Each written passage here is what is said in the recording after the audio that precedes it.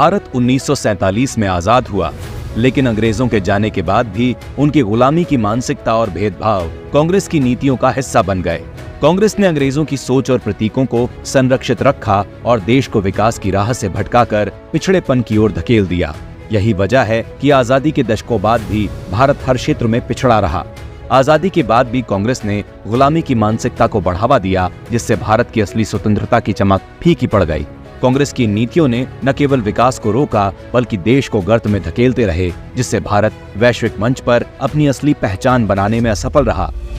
लेकिन भारत माता के सपूत और देश के प्रधान सेवक माननीय नरेंद्र मोदी जी ने गुलामी के प्रतीकों को खत्म कर भारत माता के सपूत होने के फर्ज को निभाया।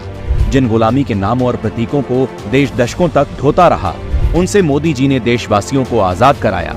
इस कदम से भारत ने अपनी खोई हुई सांस्कृतिक पहचान को फिर से जीवित किया और भारतीय सभ्यता व परंपराओं को वैश्विक मंच पर मजबूती से पेश करने का अवसर मिला।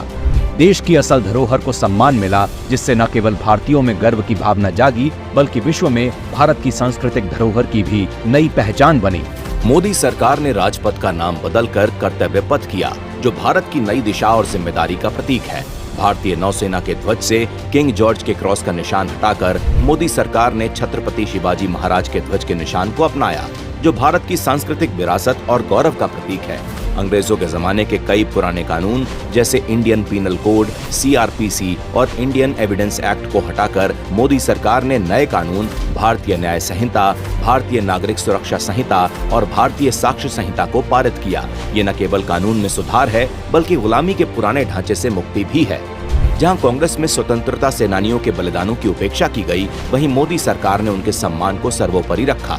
इंडिया गेट पर जहां कभी जॉर्ज पंचम की मूर्ति हुआ करती थी, उस ऐतिहासिक कैनोपी में मोदी सरकार ने 28 फीट ऊंची नेताजी सुभाष चंद्र बोस जी की भव्य प्रतिमा स्थापित कर मोदी सरकार ने भारत के महान नायकों को उचित सम्मान दिलाया। इसके साथ ही दशकों से लटके नेशनल वॉर मेमोरियल को पूरा कर 2,26,000 से अधिक शहीद हुए सैनिकों को सम्मानित किया गया, जो देश के लिए अद्वितीय योगदान का प्रतीक है। प्रधानमंत्री मोदी का राष्ट्र प्रथम का मंत्र केवल एक नारा नहीं, बल्कि एक क्रांतिकारी बदलाव है, जिसने देशवासियों को औपनिवेशिक मानसिकता और प्रतीकों के बोझ से मुक्त कराया है। इन निर्णायक फैसलों के साथ मोदी सरकार ने न सिर्फ गुलामी के प्रतीकों को हटाया है, बल्कि भारत को नई ऊर्जा और गर्व के साथ आगे बढ़ने का मार्ग दिखाया है।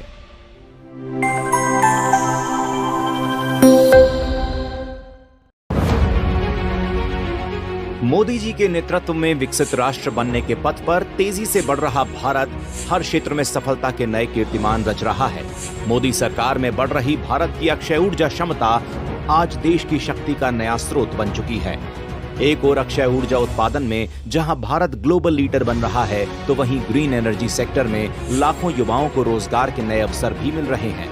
हाल ही में जारी हुई इंटरनेशनल रिन्यूएबल एनर्जी एजेंसी की रिपोर्ट अक्षय ऊर्जा में भारत के शानदार प्रदर्शन की गवाही दे रही है। साल 2023 में 10 लाख से अधिक युवाओं को अक्षय ऊर्जा के क्षेत्र में रोजगार मिला और भारत का अक्षय ऊर्जा उत्पादन 200 गीगावाट को पार कर गया। क्लीन एनर्जी सेक्टर में भारत की यह प्रगति देश की आने वाली पीढ़ी के लिए सुरक्षित भविष्य देने जा रही है।